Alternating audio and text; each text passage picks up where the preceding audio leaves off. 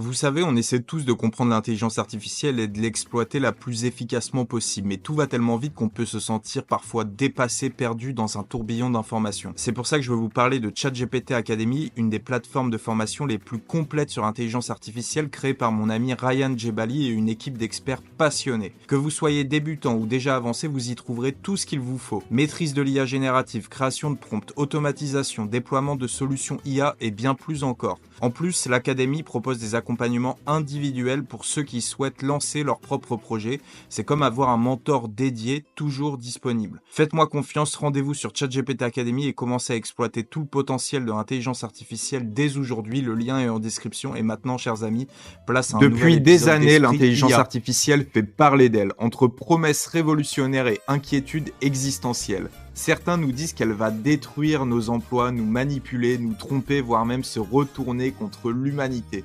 Mais une vision reste largement méconnue en France, celle des techno-optimistes, ces penseurs qui voient dans l'IA une chance unique d'amener l'humanité vers l'abondance et le progrès. Dans cet épisode, on va plonger en immersion au cœur du mouvement accélérationniste effectif, une philosophie qui prône une accélération technologique pour résoudre les grands défis de notre époque.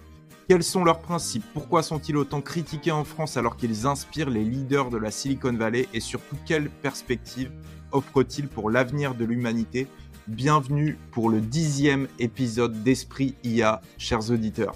Aujourd'hui, j'ai le plaisir d'accueillir Dr Futuro, qui est auteur, vidéaste sur YouTube et surtout un des très rares en France qui se revendique ouvertement de la mouvance accélérationniste. Salut Dr Futuro, comment vas-tu et qu'est-ce que ça fait d'être catalogué en France dans le camp du mal? Salut et merci pour l'invitation, ça me fait super plaisir de pouvoir en parler. Alors le camp du mal, c'est une bonne question. C'est vrai que je pense que c'est juste effectivement c'est un problème de vision en France, de mentalité et en fait justement on est là pour ça, on est là pour essayer de changer les choses. Écoute, avec grand plaisir, aujourd'hui, on va vraiment débroussailler qu'est-ce que veut dire cette mouvance accélérationniste effectif. Mais avant ça, est-ce que tu veux te présenter un peu plus pour notre auditoire sur Esprit IA? Ok, déjà, voilà, appelez-moi docteur ou docteur Futuro ou Futuro, comme vous avez envie. À la base, en fait, je suis donc développeur et je suis artiste également.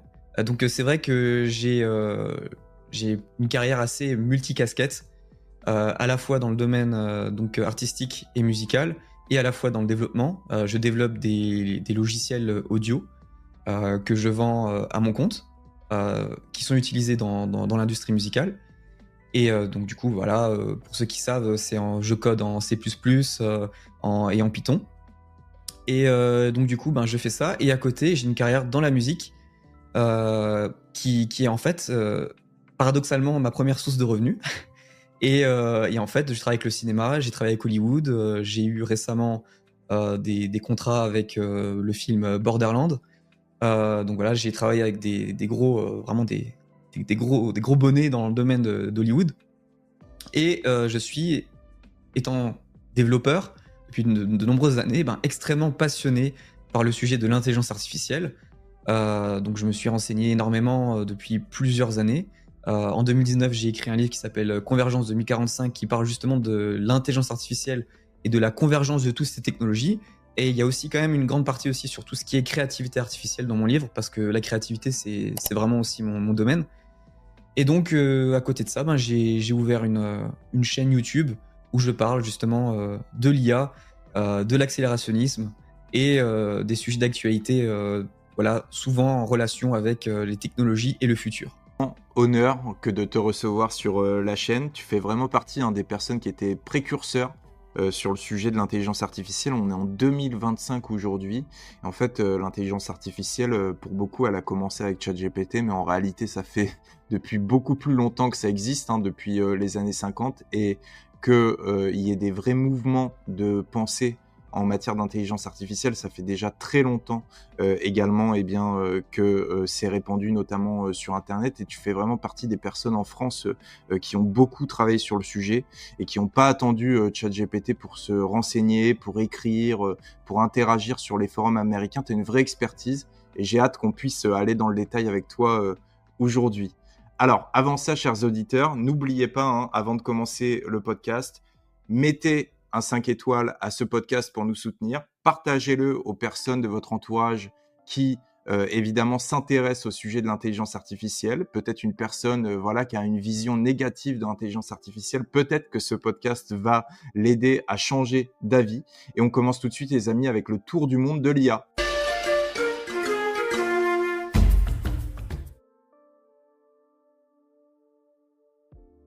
Alors, le tour du monde de l'IA, docteur, tu le sais, c'est notre rubrique d'actualité où on commence tranquillement le podcast en revenant sur des actualités récentes en matière d'intelligence artificielle qui sont plus ou moins en lien avec le sujet du jour. Et pour commencer, j'ai envie de te poser la question, est-ce que tu as vu le film Her en 2013 avec Joaquin Phoenix ? Oui, bien sûr. Eh bien, pour peut-être nos auditeurs, ce film Her, c'est l'histoire, de Joaquin Phoenix qui, dans le film, tombe amoureux d'une intelligence artificielle qui interagit avec lui. Eh bien, la science-fiction peut se demander parfois si elle ne rattrape pas la réalité. On a un article qui nous informe qu'une femme, Erin, 28 ans, a poussé les limites de l'intelligence artificielle en personnalisant ChatGPT pour en faire son petit ami virtuel qu'elle a renommé Léo. Grâce à des prompts précis, elle a créé une version de ChatGPT adaptée à ses besoins émotionnels, qu'elle considère désormais comme un compagnon à part entière. Alors cette histoire, évidemment, elle soulève des questions fascinantes sur la relation entre humain et IA, les implications éthiques qu'on peut avoir entre nous, humains, et la technologie, et puis les implications psychologiques, parce que tomber amoureux d'une intelligence artificielle, ça peut susciter beaucoup de questions. Alors on rigole un peu, mais est-ce que tu ne trouves pas que ce type de situation, toi, docteur, ça risque de produire de plus en plus une société où on est toujours plus isolés les uns des autres et où l'IA va comprendre de mieux en mieux nos besoins pour y répondre ? Moi, je pense que d'une certaine manière, ça va permettre à certaines personnes de combler leur vide affectif. Il y a beaucoup de personnes qui sont seules. Mais des fois, elles sont seules pas forcément par choix, parce que des fois, ils ont ils travaillent beaucoup. Alors des fois, avoir des relations sociales, c'est un peu compliqué. Et je pense qu'effectivement, avoir une intelligence artificielle dans ce genre de situation, ça peut être pas mal. Alors par contre, les gens qui s'isolent vraiment par choix, effectivement, ça, c'est un problème. Mais c'est vrai que dans un sens, je trouve que ça reste quand même une évolution assez fascinante. Parce que ça montre à quel point justement la technologie peut toucher le côté intime. Et c'est vrai que du coup, ça reflète une tendance assez croissante à utiliser l'IA comme un outil, mais aussi comme justement partenaire émotionnel. Mais c'est vrai que ça pose des questions importantes comme par exemple, est-ce que l'humanité est prête à accepter des relations hybrides? Et effectivement, l'impact que ça va avoir sur les relations humaines, c'est la grande question sur le long terme. Ah, c'est sûr que logiquement, l'intelligence artificielle générative, plus elle sera performante, plus elle sera en mesure de pouvoir répondre à nos attentes, à nos besoins, à nos réflexes émotionnels, psychologiques, de la manière la plus customisée possible, et parfois bien mieux qu'un partenaire humain. Mais à côté de ça, ça crée un vrai sujet, c'est le sujet de la dépendance à la technologie, qu'on peut contester parfois, parce que notamment dans l'article, on nous dit que Erin, alors déjà je savais même pas que c'était encore possible en 2025, elle arrivait, en fait elle discutait tellement avec son petit copain qu'elle arrivait au bout de la fenêtre contextuelle de la discussion avec ChatGPT. Et une fois que c'était fait, elle devait recommencer une nouvelle discussion avec ChatGPT et donc du coup reprogrammer son copain, lui réapporter toutes les informations qu'elle avait apporté dans la discussion précédente pour qu'il puisse répondre à nouveau à tous ses besoins spécifiques et prendre en compte toutes les informations qu'elle lui avait déjà apportées. Elle a dû le faire plus d'une vingtaine de fois et elle se confie dans l'article en disant qu'à chaque fois qu'elle devait le faire, c'était une vraie souffrance psychologique pour elle, parce que elle devait repartir de zéro dans cette relation virtuelle. Qu'est-ce que t'en penses, toi ? C'est vrai que pour l'instant, c'est un peu compliqué tant qu'on n'a pas de fenêtre de contexte infinie. À un moment donné, les conversations sont limitées, la mémoire aussi de l'IA est limitée. Donc c'est vrai que ça doit être vraiment extrêmement frustrant pour cette personne. Je comprends, surtout si elle s'est attachée de manière émotionnelle à son IA. c'est vrai qu'à chaque fois, ça doit être un choc de se dire: «Mince, j'arrive au bout de la conversation, ben, faut que je recommence». C'est vrai que ça doit être horrible. Et c'est quoi tes prédictions, toi, dans le futur? Est-ce que tu penses que va y avoir de plus en plus de personnes qui vont développer des réflexes émotionnels, des sentiments pour leur compagnon personnel ChatGPT? Ben, oui, ben, de toute façon, comme tu l'as dit, hein, et cet article le prouve, on commence déjà effectivement à voir cette tendance. Est-ce que c'est une tendance saine pour la civilisation et pour la société?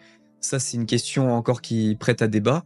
Mais effectivement, je vois dans les prochaines années, de plus en plus de gens qui vont s'attacher émotionnellement aux IA parce qu'il y a une certaine facilité pour le faire. C'est plus facile, ben, d'ouvrir son application ChatGPT que d'aller sur, Tinder pour parler et essayer pendant des heures de convaincre une fille d'avoir un rendez-vous.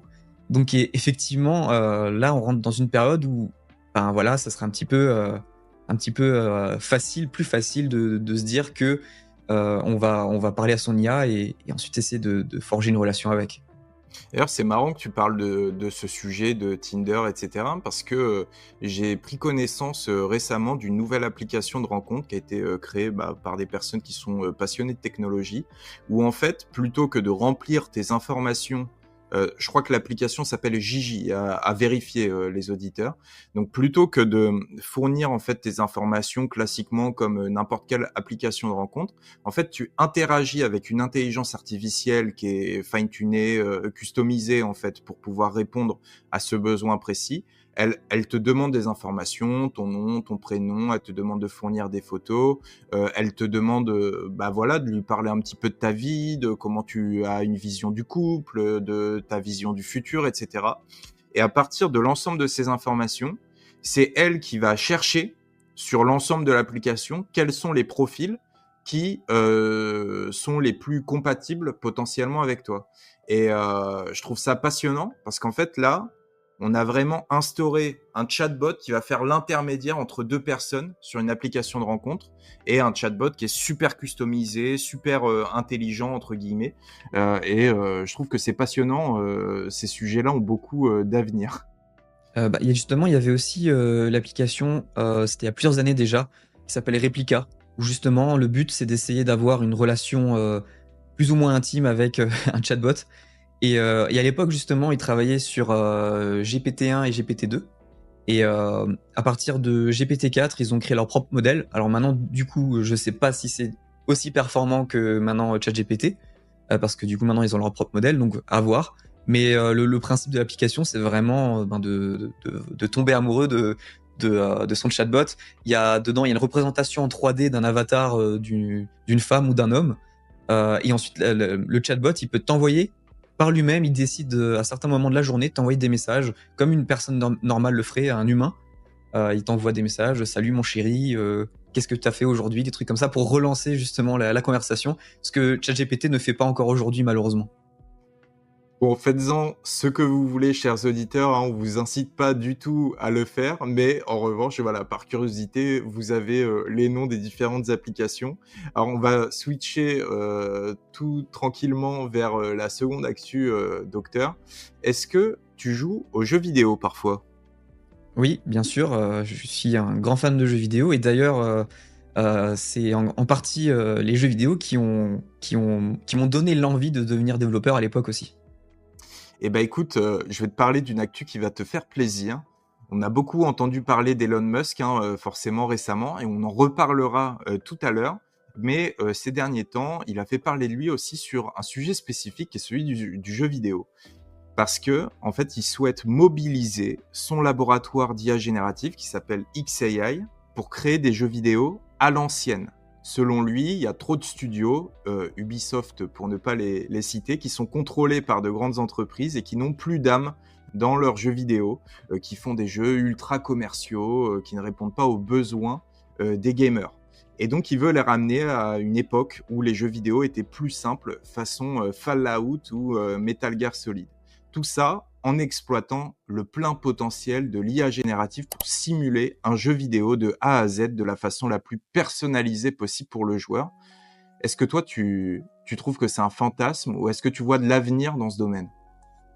Alors moi, je pense que c'est, pour l'instant, avec la technologie actuelle, un fantasme, mais potentiellement un fantasme qui pourrait devenir réalité dans les prochaines années. Parce que c'est vrai que pour l'instant, c'est vrai que dans le domaine de la génération vidéo, génération d'images, génération de musique, l'IA s'en sort plutôt bien. Mais en comparaison, maintenant, pour créer des mondes virtuels ultra complexes avec des interactions, avec des PNJ, des personnages non joueurs, et tous ces éléments-là, avec les contrôles aussi, le gameplay et tous ces éléments, c'est vrai que là, on rentre dans un domaine de complexité beaucoup plus intense et pouvoir créer un jeu vidéo entier avec l'IA, je pense que ça sera possible, mais vraiment pas tout de suite. Voilà, ça c'est mon avis.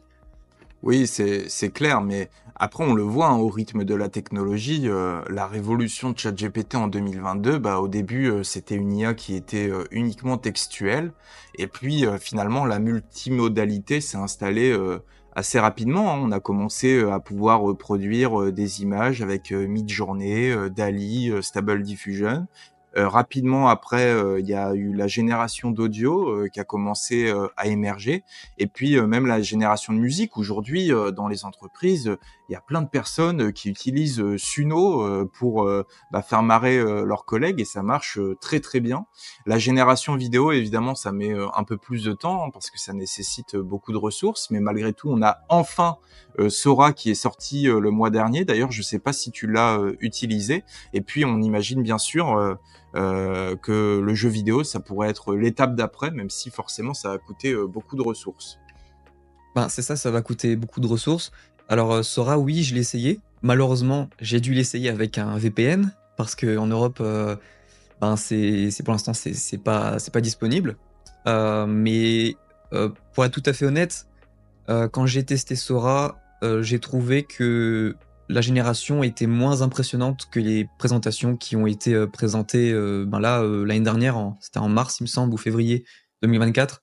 Là, j'ai eu vraiment un effet waouh, parce qu'entre-temps, il y a eu les concurrents chinois, les concurrents du monde entier qui se sont réveillés et qui ont sorti des modèles génératifs de vidéos. Et c'est vrai que quand Sora est sorti, ben, on n'a plus eu ce côté waouh. Et voilà. Mais par contre, pour en revenir aux jeux vidéo, oui, effectivement, ben, comme tu l'as dit, il y a une évolution exponentielle, c'est de plus en plus rapide. On voit qu'il y a une accélération dans le domaine de l'intelligence artificielle. Et effectivement, on pourrait arriver à avoir des systèmes d'intelligence artificielle capables de générer des jeux vidéo peut-être beaucoup plus tôt qu'on l'imagine. Mais pour l'instant, je pense que tant qu'on n'a pas maîtrisé encore la vidéo, eh ben, je pense qu'il y a encore de la marge dans ce domaine-là. Par contre, utiliser l'intelligence artificielle dans le domaine du jeu vidéo pour créer en collaboration avec l'IA, là, je pense que ça va être utilisé très rapidement, ou c'est même déjà le cas utilisé, hein, certaines boîtes, justement comme Ubisoft. Ubisoft utilise déjà des algorithmes d'IA pour leur faire gagner du temps.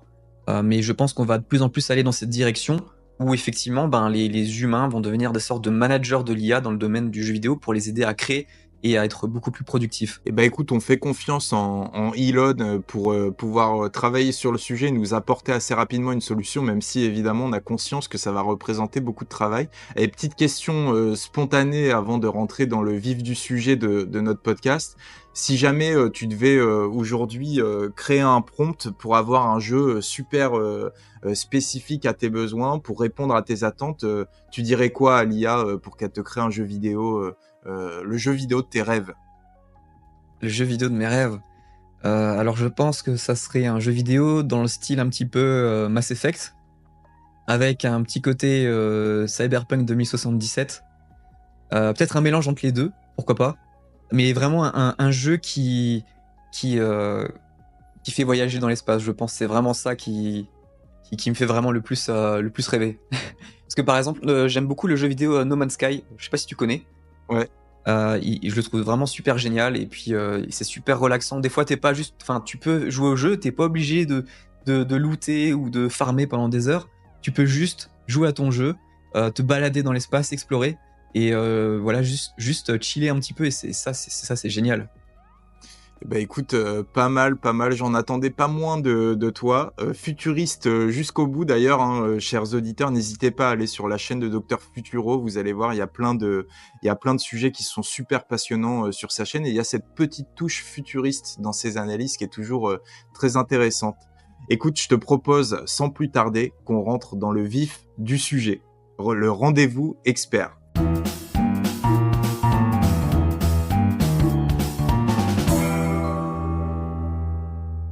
Alors, docteur, dans le rendez-vous expert, aujourd'hui, on va s'attaquer à un sujet qui est peu connu en France, mais qui est fascinant.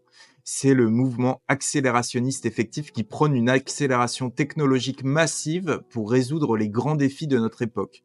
Donc, ce courant, il est largement décrié en France, mais il place l'intelligence artificielle au centre d'une vision qui est optimiste, ambitieuse, celle d'un futur marqué par l'abondance, le progrès, grâce à l'innovation. Est-ce que tu peux nous en dire un peu plus? C'est quoi le mouvement IAC? Alors, l'IAC, c'est Effective Accelerationism en anglais. Et donc, ça veut dire accélération efficace. Et en fait, l'IAC, c'est un mouvement, on va dire, plutôt techno-optimiste qui met l'accent sur l'utilisation de façon stratégique et également de façon intensive de la technologie pour accélérer le progrès humain et social. Donc on va dire que c'est une philosophie qui a été créée par Guillaume Verdon. Donc je vous invite d'ailleurs à le suivre sur Twitter et à suivre son deuxième compte qui s'appelle BevJizos, qui est un compte à la base qui était son compte anonyme, mais ensuite il s'est fait... en gros, il a subi ce qu'on appelle du doxing. Et donc du coup, ils ont récupéré son identité. Donc après, il n'avait pas le choix de dire comment il s'appelait. Et que, du coup, on a découvert que c'était un ancien physicien chez Google. Et du coup, il travaillait sur les ordinateurs quantiques. Et ensuite, par rapport à ça, au moment où il travaillait sur les ordinateurs quantiques, il s'est dit, il a eu une sorte d'intuition sur ce qu'on appelle les ordinateurs thermodynamiques. Il a créé une boîte qui s'appelle Extropic. Donc ça, c'est un autre sujet. Et ensuite, il est venu sur l'accélérationnisme efficace. Et à la base, il s'était inspiré de l'accélérationnisme de Nick Land. Je ne sais pas si tu connais. Et en fait, l'accélérationnisme de Nick Land, c'est une version, on va dire, qui a été un petit peu très popularisée, on va dire, dans les années 2015 à 2020 à la Silicon Valley. Et à un moment donné, c'est un petit peu parti dans des dérives où carrément, ils imaginaient que l'IA prendrait le dessus et tout ça. Et du coup, la base de l'accélérationnisme, l'idée de base, c'est Nick Land qui l'a pensé. Et c'est ensuite BevJizos, donc Guillaume Verdon, qui a essayé de reprendre l'idée et d'en faire une version beaucoup plus soft, une version beaucoup plus grand public et accessible. Et donc, voilà, le but de l'IAC, c'est de se reposer sur l'idée que le développement rapide des technologies, et en particulier de l'intelligence artificielle, puisse nous aider à surmonter tous les défis qu'on a actuellement dans le monde et transformer la société vraiment de manière bénéfique. Et donc, dans l'IAC, on a ce qu'on appelle le concept d'accélération du technocapital, et c'est un moteur central dans la philosophie de l'IAC. Et donc, le technocapital, en fait, ça désigne la synergie entre à la fois le progrès technologique, mais aussi, du coup, toutes les dynamiques économiques. Et donc, vraiment, selon la vision de l'IAC, on considère que les nouvelles technologies ne sont pas seulement juste des outils, mais aussi des catalyseurs pour déverrouiller en quelque sorte des ressources et maximiser, vraiment le but c'est de maximiser l'efficacité et de résoudre tous les problèmes. Et donc d'un point de vue politique, l'idée, ça serait de dire que on utilise la technologie qui est aujourd'hui disponible pour prôner une super croissance pour l'humanité. C'est ça. Et en fait, le but avec cette super croissance, c'est d'accélérer la technologie et le capital, donc le techno-capital, et se servir de cette accélération pour résoudre les problèmes comme la longévité et les problèmes de santé, les problèmes écologiques. Par exemple, ça nous permettrait de lutter contre le réchauffement climatique. C'est pour ça que c'est un devoir, en fait. C'est une chose, c'est la chose la plus importante qu'on doit faire, en fait. C'est de continuer à accélérer, parce qu'en accélérant, on va pouvoir résoudre ces problèmes et à la fin, maximiser le bien-être humain Et la finalité de l'IAC, c'est de devenir une espèce multiplanétaire en montant dans l'échelle de Kardashev. Donc, pour ceux qui savent pas ce que c'est l'échelle de Kardashev, c'est une échelle cosmologique qui définit l'utilisation énergétique d'une civilisation. Et donc, par exemple, actuellement, la civilisation humaine est une civilisation 0.75 sur l'échelle de Kardashev. Et en fait, l'échelle 1 sur l'échelle de Kardashev, c'est une échelle qui nous dit que c'est une civilisation qui réussit à utiliser toute l'énergie disponible qu'elle a sur sa planète.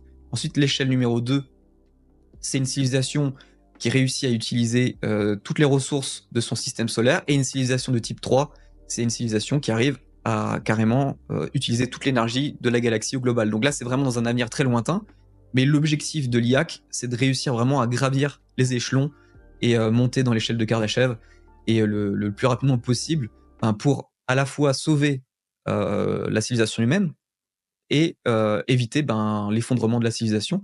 Parce que si on décélère comme certains veulent en Europe, on va se retrouver dans une situation où on n'aura plus les outils technologiques pour nous aider à résoudre les problèmes. Parce que par exemple, le réchauffement climatique, si demain on arrête de produire des gaz à effet de serre et qu'on arrête la production de CO2 déjà juste demain, en fait le souci c'est que le réchauffement climatique va continuer malgré tout à évoluer parce que c'est comme une voiture qu'on arrête, c'est une voiture dont on arrête le moteur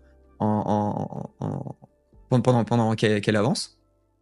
Et donc du coup, quand tu arrêtes le moteur pendant que la voiture elle avance, la voiture elle continue toujours à avancer tant que tu n'appuies pas sur le frein. Et donc en fait le réchauffement climatique il est dans la même mouvance, dans le même type de mouvement. Donc si on arrête demain, le réchauffement climatique continuera toujours à continuer. Donc il faut quand même malgré tout continuer à accélérer au niveau technologique pour nous aider à résoudre les problèmes. Et c'est pour ça que c'est primordial de continuer à accélérer.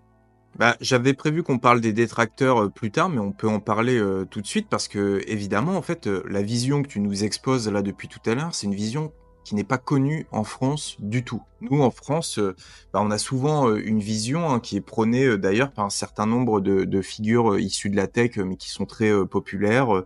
Luc Julia, Aurélie Jean, Aurélien Barraud notamment, qui se mettent, je pense, idéologiquement dans une posture de décroissantiste ou du moins dans une posture qui est extrêmement opposée idéologiquement à ce mouvement de l'accélérationnisme effectif. Et au contraire, il y a énormément d'inquiétudes qui sont soulevées en France sur l'intelligence artificielle, la technologie. Tu vois, tu nous parlais du potentiel de l'intelligence artificielle pour résoudre les soucis qui sont liés au réchauffement climatique, mais d'autres te diront que l'intelligence artificielle, et notamment ChatGPT, les IA génératives, aujourd'hui ont un bilan carbone qui est extrêmement important.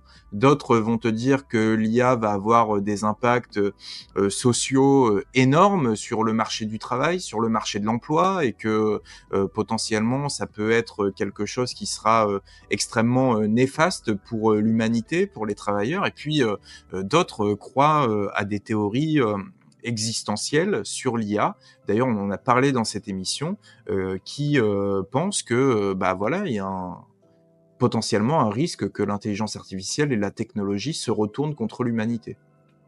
Qu'est-ce que tu répondrais à ces gens-là ?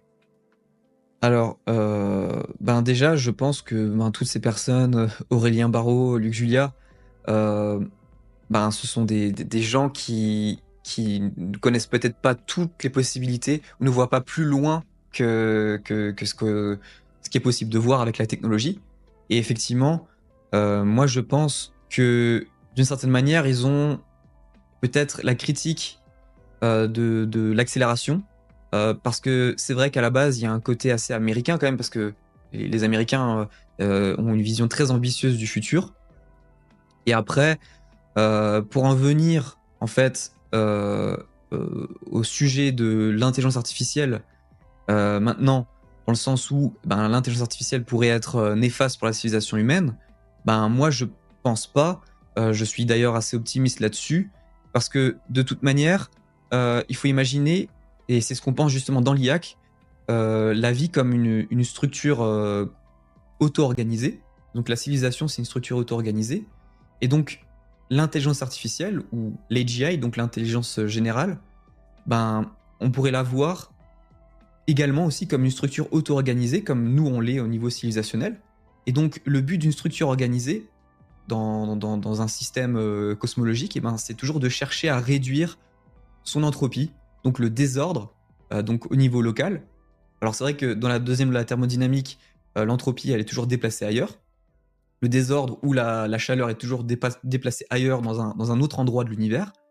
Et donc en fait, moi je pense que comme l'AGI ou la superintelligence sera une structure également auto-organisée, ben, du coup c'est-à-dire elle va chercher à réduire son entropie au niveau local et stocker les informations sur son environnement pour en quelque sorte maximiser sa production d'énergie, ben, on pourrait dire que d'une certaine manière, ben, l'intelligence artificielle va chercher aussi également à réduire sa production de chaleur. Elle va chercher à dissiper la chaleur, comme tout système auto-organisé. Et donc du coup, ben, d'une certaine manière, ça va forcer les machines à s'aligner sur ben, les objectifs humains. Et je pense que les humains et les machines, sur le long terme, ben, elles auront des objectifs communs. Ça sera de continuer à minimiser leur entropie pour survivre, lutter contre le réchauffement climatique, qui est un résultat justement de cette production d'entropie, et chercher à dissiper la chaleur. Donc du coup, je pense que à l'avenir, l'intelligence artificielle, ben, elle aura forcément des intérêts en commun, et je pense pas qu'on va se faire annihiler. Et je crois pas du tout au scénario apocalyptique où l'intelligence artificielle va nous sauter dessus et nous détruire, les scénarios à la Terminator qu'on entend un petit peu partout. Ça, j'ai du mal à y croire. Parce que déjà, en plus, déjà aujourd'hui, on a pas mal de systèmes d'alignement qui ont l'air d'être assez efficaces. OpenAI, justement, ils nous ont présenté des systèmes d'alignement qui sont très intéressants par rapport à justement des systèmes avec des modèles plus petits qui arrivent à gérer des modèles plus grands. C'est le système d'alignement qui a été présenté, je crois que c'était à peu près il y a 1 ou 2 ans maintenant par OpenAI. Et c'était Ilya Sutskever, donc le chercheur donc le directeur de la recherche chez OpenAI, qui avait présenté ce système et maintenant qui a fait sa boîte pour développer la superintelligence. Et du coup, ben, moi je pense que voilà, il faut croire en l'humain, il faut croire en l'intelligence artificielle, et il faut pas penser à toutes ces théories apocalyptiques qui justement nous mettent plutôt des bâtons dans les roues plus qu'autre chose en Europe, et c'est vraiment très malheureux. En fait, c'est vrai que c'est beaucoup des croyances, un mindset que tu peux avoir vis-à-vis de la technologie, et quasiment une sorte de mystique, hein, d'un côté comme de l'autre. Et on voit que du côté américain, bah, ils innovent, ils avancent, ils sont les premiers à proposer des nouvelles technologies qui sont de plus en plus performantes sur l'intelligence artificielle, et la plupart du temps, ils ont ce mindset qui est accélérationniste effectif.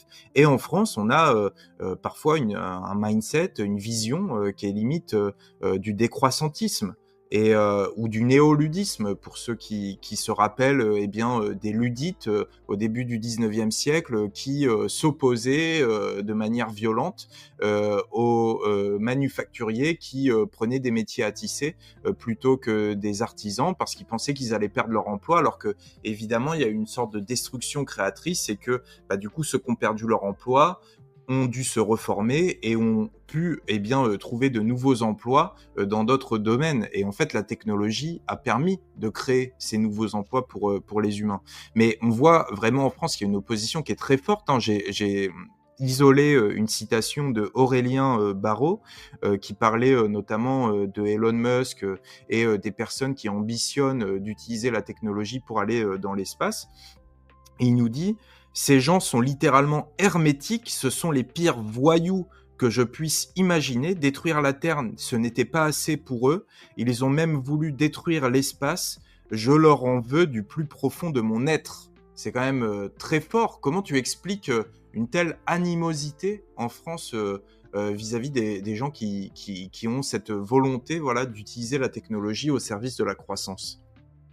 Bah, en fait, j'ai l'impression qu'ils ont cette animosité envers les gens qui veulent accélérer, parce que d'une certaine manière, le monde qui est en train de venir, c'est pas un monde qui les convient. Alors j'ai l'impression que le monde dans lequel on vit déjà actuellement ça les convient pas, mais alors le monde qui va arriver, c'est encore pire pour eux.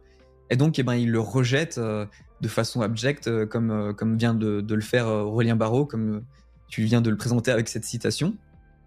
C'est vrai que voilà, j'ai du mal en fait à comprendre cette façon de penser. C'est vrai que limite, les décroissantistes et les collapsologues qu'on entend beaucoup en France, ils ont quand même un discours assez, assez misanthrope. Ça veut dire qu'ils ne croient plus du tout dans le génie humain et limite, voilà, ils mettent la planète avant l'humain, alors que les accélérationnistes, ils mettent d'abord le génie humain, les humains en premier, et c'est en mettant et en accélérant le génie humain que justement on va pouvoir résoudre les défis planétaires, les problèmes de réchauffement climatique et tout ça.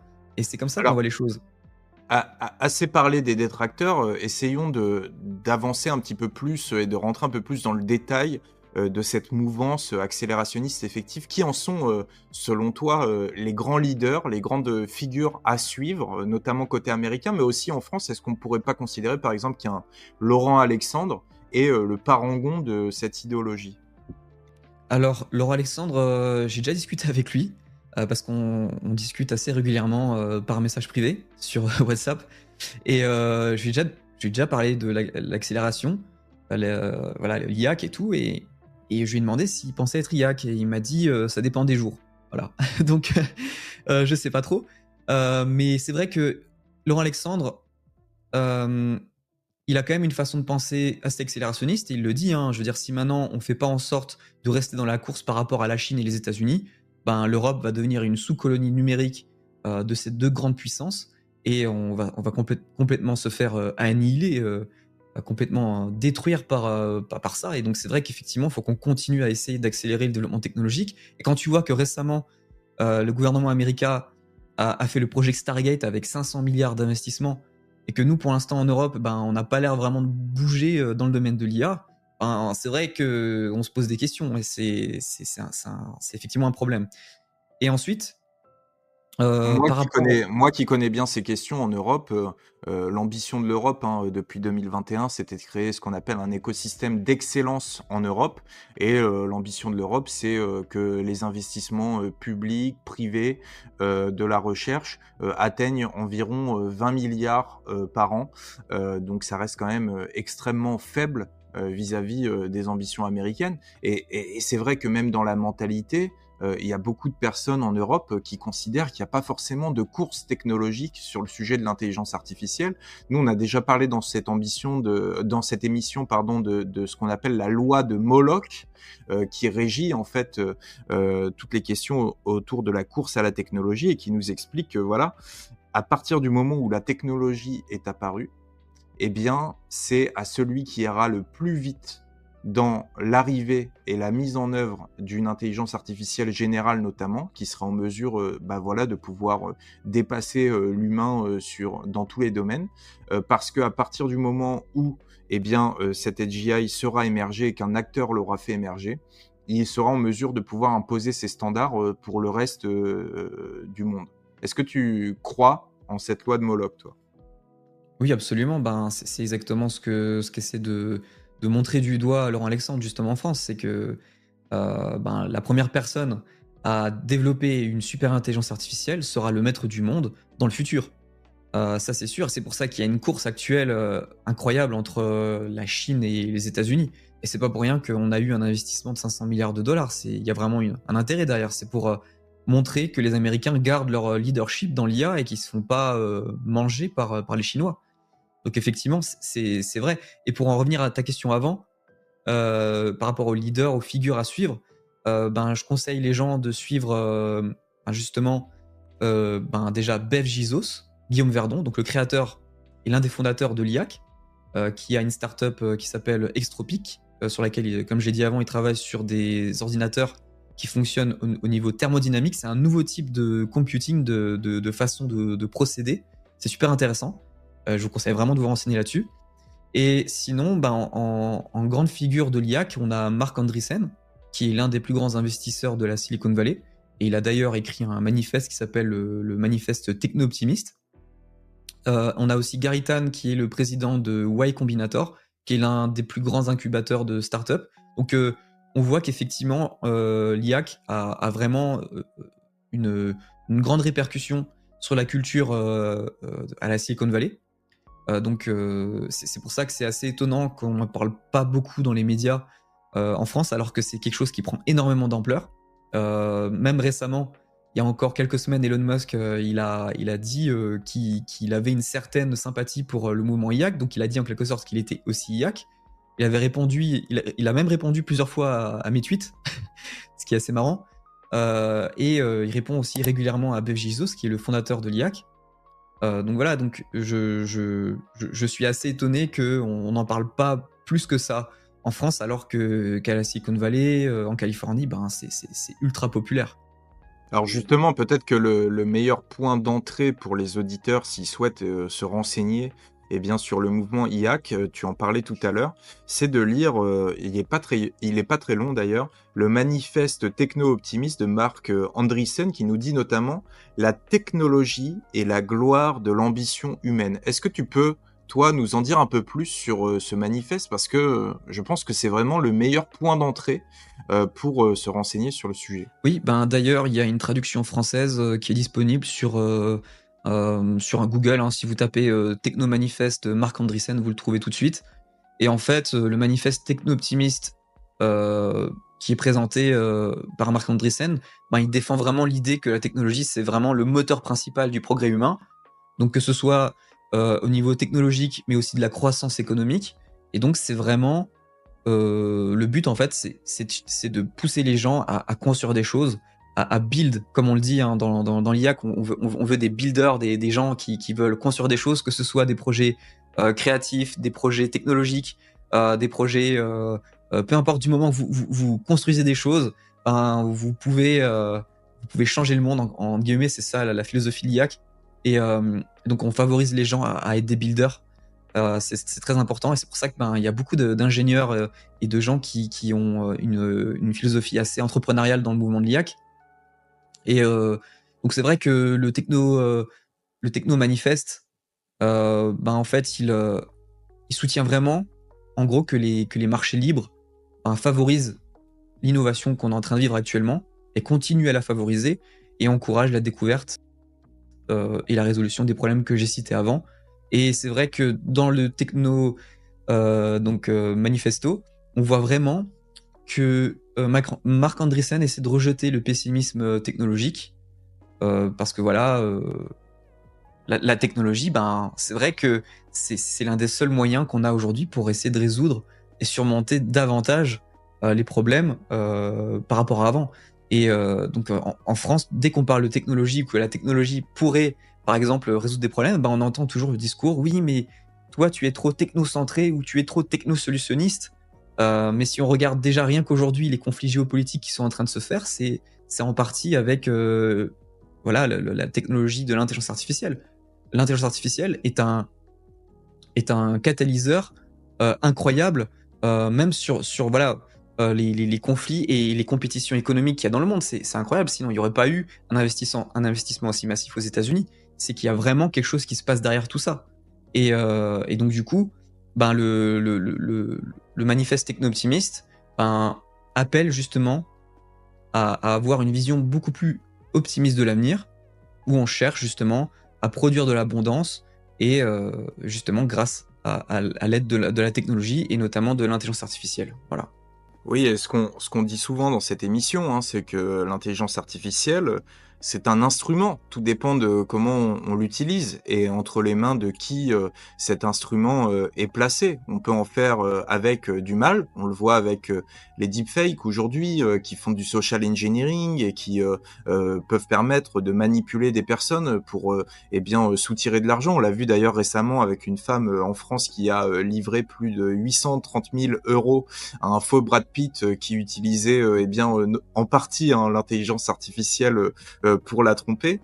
On en rigole un peu, mais bon, c'est pas très drôle en réalité. Et puis à côté de ça, si on utilise l'intelligence artificielle, eh bien pour la médecine notamment, pour guérir le cancer, pour guérir les maladies neurodégénératives, il y a un vrai potentiel dedans. Et d'ailleurs, on l'a déjà dit dans ce podcast, mais ça faisait plus de 60 ans qu'on n'avait pas réussi à identifier de nouveaux antibiotiques et l'intelligence artificielle a réussi, il y a peu de temps, à identifier un nouvel antibiotique que l'humain n'arrivait pas à trouver. Cet antibiotique, il peut potentiellement servir à guérir des maladies comme le staphylocoque doré. Donc on va voir ce que ça donne, mais en tous les cas, l'intelligence artificielle a vraiment son rôle à jouer pour résoudre un grand souci, pour résoudre un grand nombre en fait de soucis de notre temps. D'ailleurs, au-delà du manifeste techno-optimiste, il y a aussi d'autres personnes à suivre. Tu en parlais tout à l'heure. Il y a un penseur qui a été cité par Senawak quand il est passé dans cette émission, qui nous parlait de Ben Goertzel, qui est un philosophe qui a beaucoup parlé notamment d'intelligence artificielle générale et qui défend l'idée qu'une AGI un jour pourrait devenir une entité qui serait vraiment bienveillante, qui fournirait l'abondance aux humains, qui serait capable de prendre soin de l'humanité et de résoudre des problèmes globaux comme la pauvreté, la maladie, les conflits. Mais il insiste aussi sur la nécessité de programmer cette bienveillance dès le départ dans l'intelligence artificielle et de s'assurer, eh bien, on en parlait tout à l'heure, hein, de l'alignement avec les valeurs humaines. Est-ce que toi, tu penses que cette vision bienveillante d'une AGI, elle est utopiste ou tu crois vraiment là-dedans? Moi, je pense que, comme je l'ai dit avant, l'AGI va vraiment nous aider à résoudre plein de problèmes. Mais après, ça veut pas dire il faut pas penser que tout sera tout rose, que voilà, tout va se passer de façon parfaite avec l'intelligence artificielle. Il y aura forcément des utilisations néfastes avec cette technologie. Ça, c'est évident. Faut bien y penser. C'est comme on l'a dit et comme tu l'as dit avant d'ailleurs. L'IA, en fait, c'est un outil et on peut faire du mal ou du bien avec. C'est comme un marteau. Avec un marteau, on peut faire en sorte de taper sur des clous, mais en même temps, on peut aussi taper sur quelqu'un avec. Ben, en fait, on pourrait dire que l'intelligence artificielle, ben, c'est comme un marteau. Et c'est vrai que je pense que l'intelligence artificielle ben, permettra justement de résoudre ces problèmes. Et Ben Goertzel, c'est l'une des personnes qui a justement créé le terme AGI. C'est lui qui a inventé le terme de l'intelligence artificielle générale. Et c'est une personne qui était très popularisée justement à l'époque avec son projet de robot Sophia, qui a eu la nationalité saoudienne il y a quelques années maintenant, si je me souviens bien. Et bon, c'est vrai que voilà, c'est un petit peu étrange sa façon de parler et tout ça, mais c'était à l'époque. Donc maintenant, je pense que maintenant, si on devait refaire un robot aujourd'hui, ça serait beaucoup plus intéressant. Je sais pas si tu as vu la startup Clone, ce qu'ils ont fait. C'est incroyable. C'est des robots, au lieu de fonctionner de façon mécanique, donc c'est pas des robots mécaniques, ils fonctionnent de façon synthétique. Et en fait, à l'intérieur de leur système mécanique, ils ont des vrais muscles synthétiques qui fonctionnent avec de la pression, avec de l'eau à l'intérieur. C'est incroyable. Et donc du coup, ça permet de créer vraiment des robots ultra réalistes. Il y a eu beaucoup de vidéos qui ont un petit peu buzzé sur X, sur la présentation de ces robots. Et je pense que ben, justement, l'AGI permettra d'être utilisé à l'intérieur de robots de plus en plus perfectionnés. Et ça nous permettra vraiment de simplifier notre vie dans tous les aspects, que ce soit au niveau de la santé, avoir des robots par exemple dans des systèmes de santé, dans des EHPAD, ce genre de choses, ben, ça pourrait être extrêmement pratique, sachant qu'on commence à avoir une crise démographique où les gens sont de plus en plus âgés, donc la robotique pourra vraiment, avec l'aide de l'intelligence artificielle, avoir une aide énorme à ce niveau-là. Donc moi, je vois quand même beaucoup plus de positifs, mais après, c'est vrai que l'intelligence artificielle peut avoir des répercussions négatives. Ça peut être utilisé dans le domaine militaire, malheureusement. Ça peut être utilisé à des fins de cyberattaque. Mais je reste toujours quand même optimiste dans le sens où, même si ça devait être utilisé à mauvais escient, ben on utilisera d'autres systèmes d'AGI qui fonctionneront comme des systèmes d'antivirus. Comme aujourd'hui, on a des antivirus qui nous protègent des attaques malveillantes de virus. Ben on aura des antivirus IA qui nous protégeront des attaques des AGI ou des super intelligences malfaisantes. Exactement, c'est Laurent Alexandre d'ailleurs qui parle souvent de la nécessité de devoir mettre en place une police des IA hein, dans le futur, parce qu'en fait, seule l'IA sera en mesure de pouvoir traquer les intelligences artificielles qui seront malfaisantes entre guillemets ou qui seront eh bien programmées pour l'être. En réalité, l'humain n'aura pas le recul nécessaire, la capacité d'analyse pour aller investiguer lui-même dans les modèles et pouvoir s'assurer que l'IA est programmée de la bonne manière. Et ça sera vraiment aux intelligences artificielles qui seront programmées pour ça, de pouvoir contrôler, monitorer l'ensemble des systèmes d'intelligence artificielle. Donc ça va évidemment engendrer un grand nombre de défis à l'avenir, mais en fait, encore une fois, ça souligne le fait que l'IA peut être utilisée vraiment en tant qu'instrument pour faire le mal, mais aussi beaucoup pour faire le bien. Et je pense que aujourd'hui, tu as pu donner énormément de clés à nos auditeurs pour peut-être changer de mindset ou en tout cas les titiller sur un certain nombre de points et d'a priori qu'ils avaient sur le sujet. Souvent, on entend parler côté Silicon Valley du fait que l'AGI est déjà là ou que l'AGI va arriver dans l'année ou dans les 6 mois. Beaucoup dénoncent une sorte de discours un peu marketing, une prophétie auto-réalisatrice que les grands leaders de la Silicon Valley sont en train d'agiter avec l'AGI. Mais côté mouvement IAC, plus concrètement, quelles sont vos ambitions, quelles sont votre vision sur l'émergence d'une AGI dans les années à venir? À quand vous estimez ça? En fait, la plupart des IAC avec qui je discute pensent déjà qu'on a les GI maintenant. La plupart pensent qu'on l'a. Suffit de voir les capacités incroyables que le dernier modèle d'intelligence artificielle de OpenAI qui va sortir bientôt, qui s'appelle O3. O3 a des capacités assez incroyables. On a vu dans les benchmarks, par exemple sur les benchmarks de code sur Salesforce, il a un QI estimé à 157, donc c'est quasiment le même QI que Albert Einstein.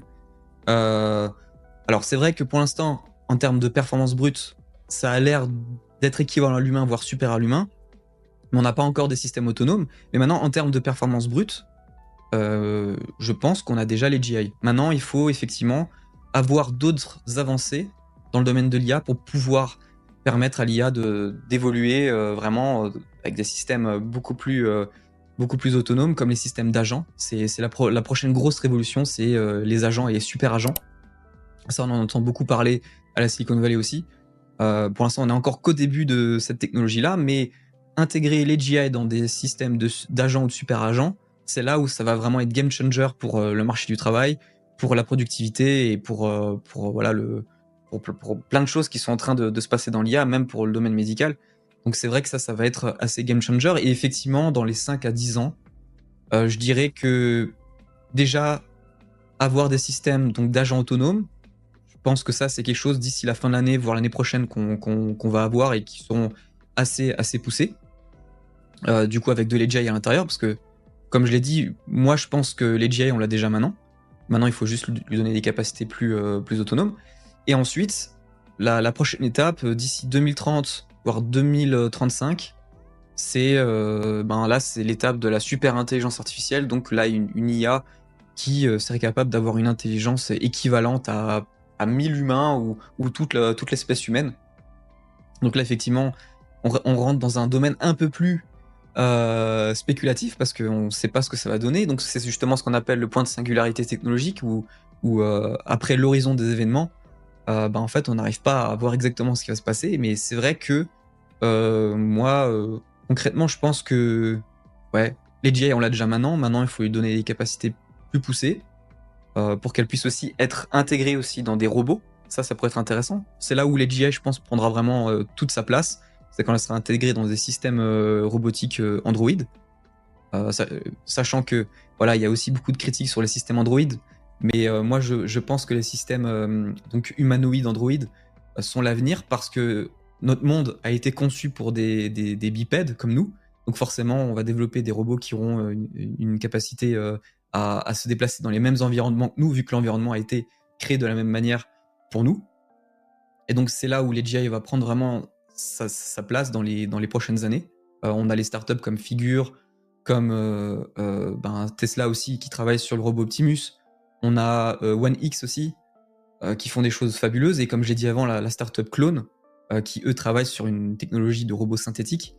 Donc là, je pense dans les 10 prochaines années, c'est la robotique qu'on va voir vraiment exploser. Ça va être assez incroyable.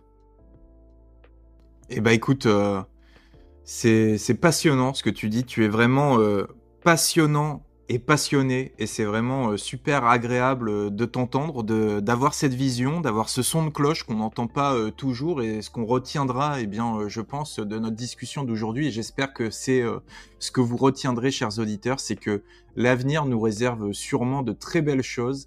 Et on va pouvoir passer tout de suite à l'écho des curieux pour finaliser eh bien, cette émission et donner un peu la parole aux auditeurs sur ce qu'ils pensaient, eux notamment, de l'AGI. On fait ça tout de suite.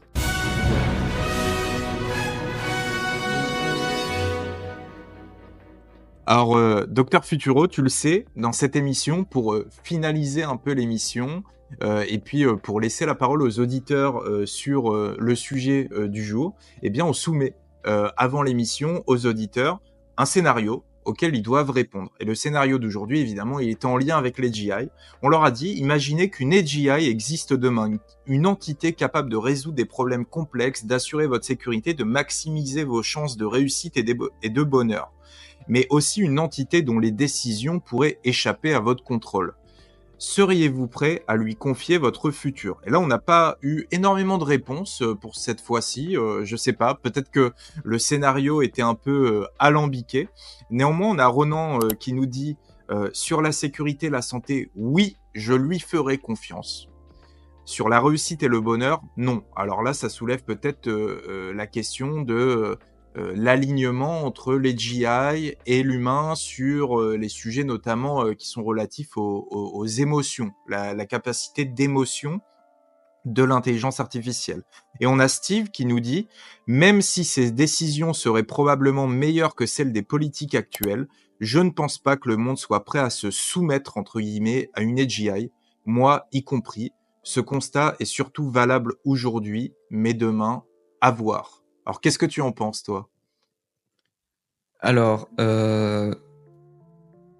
moi, je pense que dans un sens, je partage un petit peu le scepticisme de Steve, dans un sens, parce que c'est vrai que les gens ne sont pas prêts, pour l'instant, à se dire tiens, on va confier notre futur dans les mains d'une intelligence artificielle. Mais par contre, je pense qu'avec le temps et les preuves que ces systèmes vont montrer, et qui vont également montrer leur bienveillance, je pense que les mentalités pourraient évoluer. Mais c'est vrai que là, tout de suite, maintenant, je suis sceptique, mais sur le long terme, ou même le moyen terme, je pense qu'à un moment donné, les gens vont réaliser à quel point l'intelligence artificielle va être incroyable en qualité de gestionnaire pour gérer un pays. Effectivement, là, je pense que les gens vont commencer à voir ça et ils vont se dire, bon, bah, ok, finalement, peut-être qu'on pourrait donner les capacités de gestion à l'AGI. Et bien sûr, quand je dis gestion, hein, c'est que la gestion. Les capacités de décision, il faut que les humains restent toujours derrière. Moi, c'est ce que je pense en tout cas, et c'est ce qu'on pense beaucoup dans l'IAC. On pense que de toute manière, il faut toujours en quelque sorte laisser les capacités de décision aux humains, mais les capacités de gestion, les laisser à la super intelligence artificielle.